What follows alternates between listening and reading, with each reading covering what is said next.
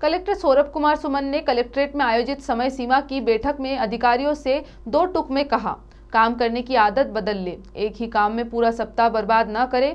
मेरे पास भी बहुत काम है और आपके पास भी। देखने में आ रहा है कि सीएम हेल्पलाइन प्रकरण के निराकरण में लापरवाही की जा रही है, लेकिन अब ऐसा नहीं चलेगा। कलेक्टर ने कहा कि सभी ठीक ढंग से काम करें, वह ज्यादा बैठक कर समय बर्बाद नहीं करेंगे। समय सीमा की बैठक में समस्त विभागों के कार्यों की समीक्षा की गई।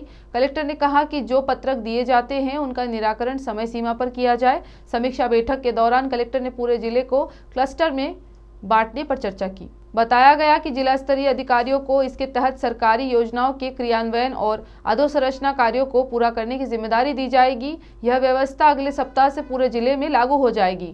कलेक्टर ने बैठक में 3 माह बाद वित्तीय वर्ष समाप्त हो रहा है, इसको लेकर विभागवार टारगेट पर चर्चा की।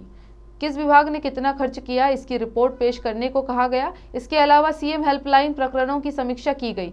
साथ ही धान खरीदी में आ रही परेशानियों को दूर करने के निर्देश अधिकारियों को दिए गए।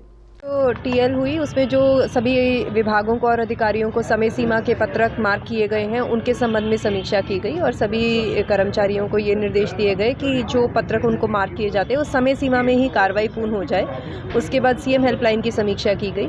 इसके साथ साथ क्योंकि अब अगले आने वाले 3 महीने में वित्तीय वर्ष ख़त्म होने जा रहा है, तो सभी विभागों के जो वित्तीय टारगेट्स हैं उनको पूरा करने की क्या स्थिति है, इसकी समीक्षा की गई और आने वाले 15 दिवस में 1 महीने में इसकी और विस्तृत समीक्षा की जाएगी। तो इसके लिए निर्देश दिए गए। इसके साथ साथ एक जो अभी कार्य शुरू कर रहे हैं कलेक्टर सर के निर्देश में कि पूरे ज़िले को कुछ क्लस्टर में बांटा जा रहा है, जिसके लिए जिला लेवल अधिकारियों को क्लस्टर ऑफिशियल नियुक्त किया जा रहा है और वो सभी अधोसंरचना के कार्य और सभी जो योजनाएं हैं उनका सुचारू संचालन हो, इसकी मॉनिटरिंग के लिए नियुक्त किए जाएंगे।